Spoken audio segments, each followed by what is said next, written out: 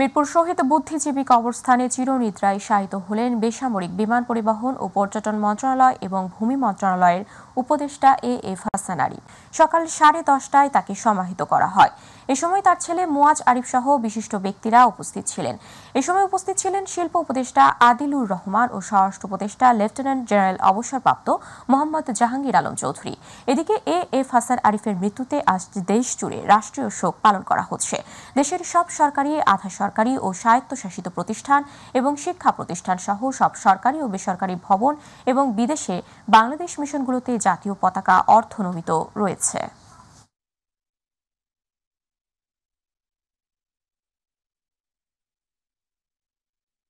আইনজীবী হিসাবে উনি কিরকম সেটা তো বাংলাদেশ মানুষ সবাই জানে। বাবা হিসাবেও আমি বলবো যে উনি এত ব্যস্ততার মধ্যে উনি আমাদের প্রতি যে ওনার বিশেষ খেয়াল আছে বা নজর আছে সেটা আমরা অনেক কাজেই বুঝতে পারতাম। তো আজকে উনি নেই আমাদের মাঝে, তবে আমি দৃঢ়ভাবে বিশ্বাস করি ওনার কারণে মানুষ যত উপকৃত হয়েছে এবং যত রিপোর্টেড কেস রয়েছে তার দ্বারা আমাদের সমাজ এবং আইন ব্যবস্থা সমৃদ্ধ হবে এবং উপকৃত হবে। এবং আপনাদের সবার কাছে বিনীত অনুরোধ করবো আপনারা ওনাদের সবাইকে দোয়া করতে বলবেন। রোহিঙ্গাদের কোনো অবস্থায় দেশে প্রবেশ করতে দেয়া হবে না, তবে মিয়ানমারে যুদ্ধ চলায় যারা প্রবেশ করছে তাদের মানবিক দৃষ্টিতে দেখা হবে বলে জানিয়েছেন স্বরাষ্ট্র উপদেষ্টা জাহাঙ্গীর আলম। সকালে বিজেপি দিবস 2024 উপলক্ষে পদক প্রদান অনুষ্ঠানে তিনি এই কথা বলেন। উপদেষ্টা আরও বলেন, বিডিআর বিদ্রোহের ঘটনায় 7 সদস্যের কমিশন গঠন করা হয়েছে। এ সময় সাবেক প্রধানমন্ত্রী শেখ হাসিনাকে ফিরিয়ে আনার প্রক্রিয়া চলছে উল্লেখ করে তিনি বলেন, শেখ হাসিনাকে ফেরাতে ভারতের সঙ্গে যোগাযোগের জন্য প্রয়োজনীয় উদ্যোগ নিতে পররাষ্ট্র মন্ত্রণালয়কে চিঠি দেওয়া হয়েছে। বন্দি প্রত্যার্পণ চুক্তি অনুযায়ী তাকে ফেরানো যাবে।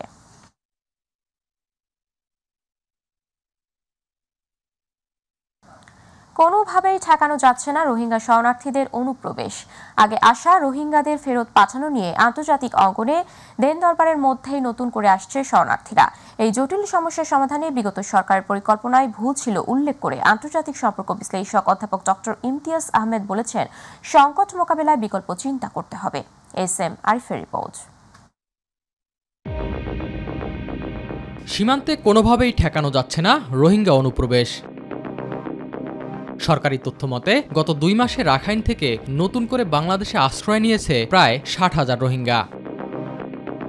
দীর্ঘ সময় ধরেই বাংলাদেশে আশ্রয়ে আছে প্রায় 22 লাখ রোহিঙ্গা শরণার্থী। নানা সময়ে সিদ্ধান্ত নিলেও এখনও তাদের প্রত্যাবাসন করা সম্ভব হয়নি। তার উপর সীমান্তের ওপারে দীর্ঘ লড়াই সংঘাতের পর মিয়ানমারের রাখাইন রাজ্যের অনেক এলাকার নিয়ন্ত্রণ নিয়েছে আরাকান আর্মি। তাতে রাখাইনে অবস্থানরত রোহিঙ্গাদের নিয়ে তৈরি হচ্ছে নতুন আশঙ্কা।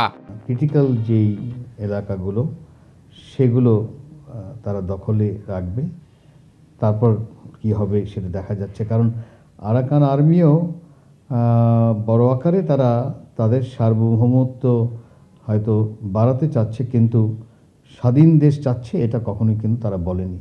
তারাও ভালো করেই জানে যে ওই মিয়ানমারের মধ্যেই থাকতে হবে, কিন্তু তারা চাচ্ছে আরও বড় আকারে যেন তাদের অধিকারটা যেন আরও প্রতিষ্ঠিত হয়।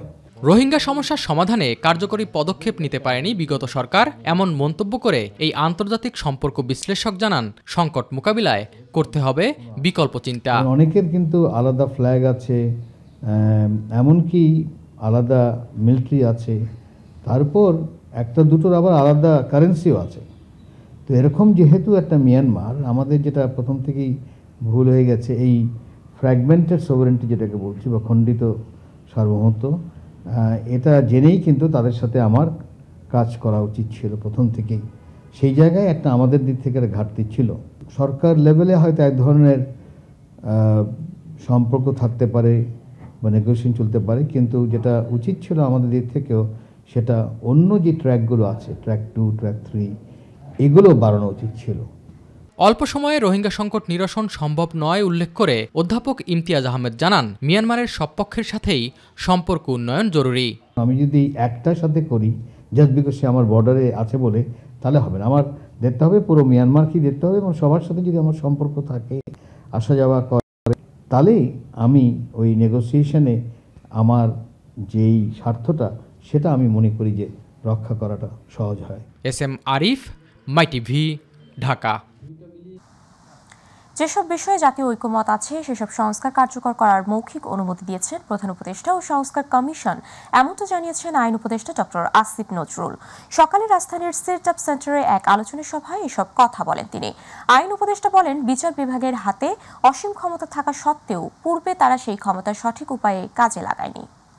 তো আওয়ামী আমলে একটা প্রবণতা চালু হয়েছিল, দোষী সাব্যস্ত হওয়ার আগেই, অপরাধের বিচার হওয়ার আগেই দিনের পর দিন জামিন নাকচ করে মাসের পর মাস, বছরের পর বছর জেলে রাখা। মানে বাংলাদেশের জুডিশিয়ারি হয়ে গিয়েছিল নির্যাতন, নিপীড়ন এবং মানবাধিকার লঙ্ঘনের একটা হাতিয়ারে পরিণত করা হয়েছিল এটাকে। তা আমি একজন খুব সাধারণ মানুষ মনে করি নিজেকে। আমি সবসময় বলতাম, দেশে যদি সুষ্ঠু নির্বাচন হয় তাহলে বিচার বিভাগ কখনো এত নির্মম, এত নিপীড়কে পরিণত হতে পারে না। বাংলাদেশে যে অত্যাচারী দলগুলো আছে, শাসক দলগুলো, তারা এতটা অত্যাচারী হতে পারে না। এটা আমরা 91-এ দেখেছি, 96-এ দেখেছি, 2001-এ দেখেছি। বিদ্যুৎ বন্ধ করে রাতের অন্ধকারের মধ্যে সংস্কারের মাস্টার প্ল্যান হলে সেটা বিশ্বাসযোগ্য হবে না বলে মন্তব্য করেছেন বিএনপির সিনিয়র যুগ্ম মহাসচিব রুহুল কবির রিজভী আহমেদ। বিএনপির চেয়ারপারসন বেগম খালেদা জিয়ার রোগ মুক্তি কামনায় নয়াপল্টনে দলের কেন্দ্রীয় কার্যালয়ে মুক্তিযোদ্ধা দল আয়োজিত মিলাদ মাহফিলে তিনি মন্তব্য করেন, গণতন্ত্র বিরোধী দল শূন্য করতে গুমের ঘটনায় শেখ হাসিনাকে ভারতের সহযোগিতা করার বিষয়ে তদন্ত করার দাবি জানান রিজভী আহমেদ। শেখ হাসিনা অনেক লম্বা করেছেন, 15 বছর লাগিয়েছে। আপনারা যদি তাদের সাথে আরো অনেক বছর যোগ করতে চান, তাহলে তো জনগণের মধ্যে প্রশ্নটা দেখা দেবে যে পার্থক্যটা কোথায়। ইলেকট্রিসিটি বন্ধ করে অন্ধকারের মধ্যে সংস্কারের মাস্টার প্ল্যান করবে, তো সেটা কি একটা বিশ্বাসযোগ্য বিষয় হতে পারে? এই যে গুম কমিশনের কাছ থেকে আমরা তথ্য পাচ্ছি, অনেক গুমের সহযোগী ছিল ভারত। আজকে অনেক লোককে ছাড়ছে। এখন এটার ব্যাপারে তো একটা তদন্ত হবে। গণতন্ত্র শূন্য করা এবং জল শূন্য করার ক্ষেত্রে ভারতের যে দায় নেই, এটা অস্বীকার করা। বাংলাদেশ ব্যাংকের সাবেক ডেপুটি গভর্নর শীতাংশু কুমার সুর চৌধুরী, তার স্ত্রী সুপর্ণা সুর চৌধুরী ও মেয়ে নন্দিতা সুর চৌধুরীর বিরুদ্ধে মামলা করেছে দুর্নীতি দমন কমিশন। নির্ধারিত সময়ের মধ্যে সম্পদ বিবরণী জমা না দেওয়ার অভিযোগে রোববার এই মামলা করে দুদক। এর আগে দুদকের পক্ষ থেকে আবেদনের প্রেক্ষিতে বাংলাদেশ ব্যাংকের সাবেক ডেপুটি গভর্নর শীতাংশু কুমার সুর চৌধুরী, তার স্ত্রী সুপর্ণা সুর চৌধুরী ও কন্যা নন্দিতা সুর চৌধুরীর আয়কর নথি জব্দ করা হয়। গত বছরের আগস্টের এই পরিবারের সব ধরনের লেনদেনের তথ্য চেয়ে ব্যাংক ও আর্থিক প্রতিষ্ঠানে চিঠি দেয় দুদক। পিকে হালদারের আর্থিক কেলেঙ্কারিতে নাম আসায় 2022 সালে এসকে সুর সহ সংশ্লিষ্টদের বিরুদ্ধে অনুসন্ধান শুরু করে দুদক। ওই বছরের 29 মার্চে এসকে সুরকে তলব করে জিজ্ঞাসাবাদ করে সংস্থাটি। বৈষম্য বিরোধী ছাত্র আন্দোলনের সময় নিহতদের নাম উল্লেখ করে সাবেক আইসিটি প্রতিমন্ত্রী জুনায়েদ আহমেদ পলক ছাড়াও নতুন করে বেশ কয়েকজনকে আসামি করে বিভিন্ন থানার মামলায় গ্রেপ্তার দেখানো হয়েছে। সকালে বিভিন্ন মামলায় পলক সহ আওয়ামী লীগ সরকারের মন্ত্রী, এমপি ও উপদেষ্টা সহ 11 জনকে আদালতে তোলা হয়েছে। পরে জুনায়েদ আহমেদ পলককে নিউ মার্কেট থানায় করা মামলায় গ্রেপ্তার দেখিয়েছেন আদালত। সাবেক মেজর জেনারেল জিয়াউল আহসান ও সাবেক এমপি মোহাম্মদ সাদেক খানকে মোহাম্মদপুর থানার মামলায় গ্রেপ্তার দেখানো হয়। এছাড়াও সালমান এফ রহমান ও চৌধুরী আব্দুল আল মামুন, হাসানুল হক ইনু, রাশেদ খান মেনন ও আনিসুল হককে যাত্রাবাড়ি থানার মামলায় গ্রেপ্তার দেখানো হয়। এদিকে পল্টন থানার মামলায় সাবেক এমপি কামরুল আশরাফ খান পল্টনের 3 দিনের রিমান্ড মঞ্জুর করেছেন আদালত।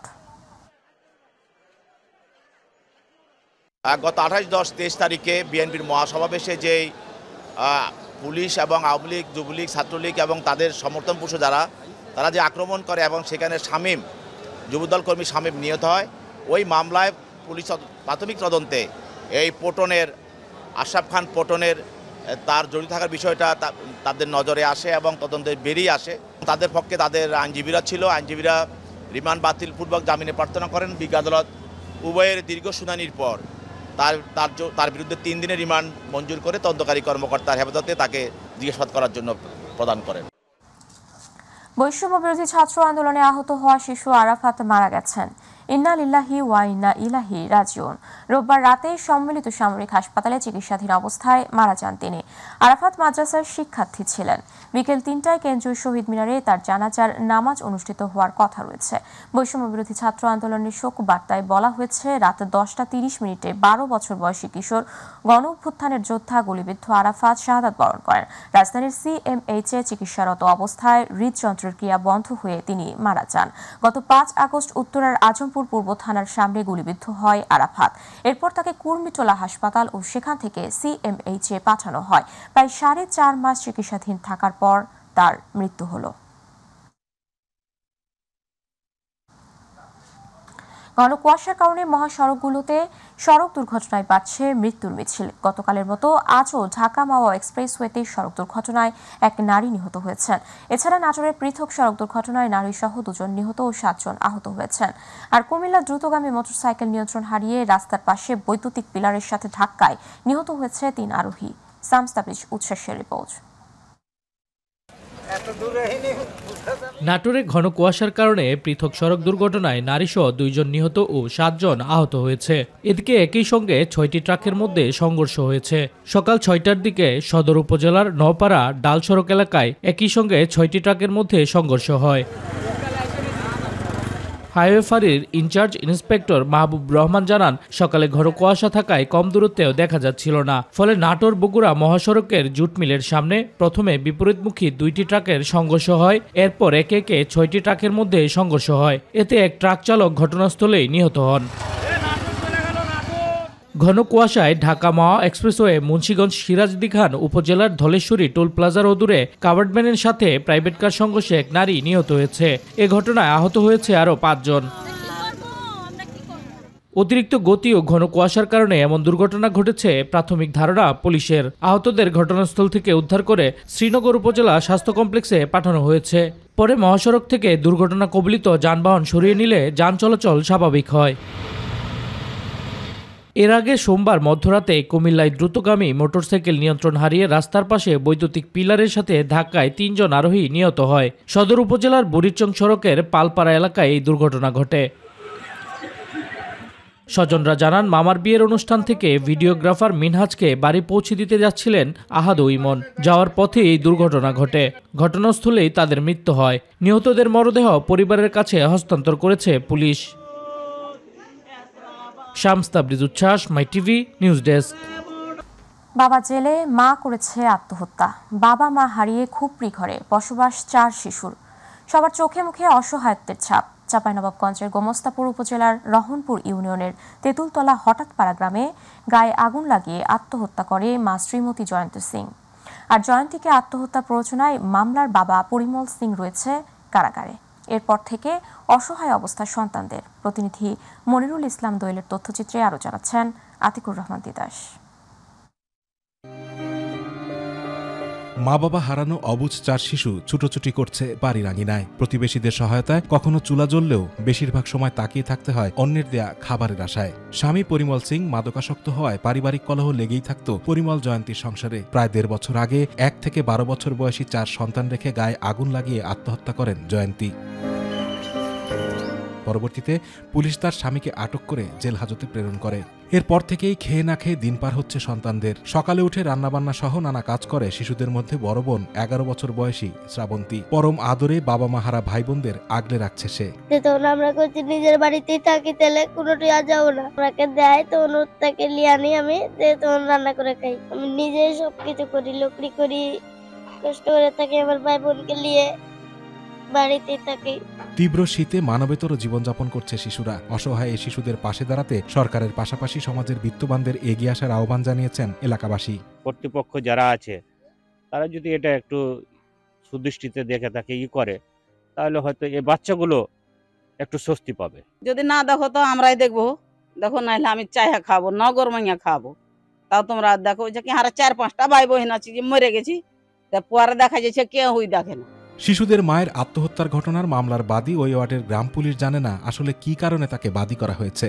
চাঁদা পাঙ্গা ঠিক থাকে, যতদিন ওর বাবা যতদিন না ছাড়া পাবে অতদিন আমরা দেখাশোনা করছি এ পর্যন্ত। শিশুদের মধ্যে বড় হৃদয়ের বয়স 12 বছর, তারপরে শ্রাবন্তীর 11, তাপসের 5 আর সবার ছোট জয়ের বয়স 2 বছর 7 মাস। আতিকুর রহমান তিতাস, মাই টিভি।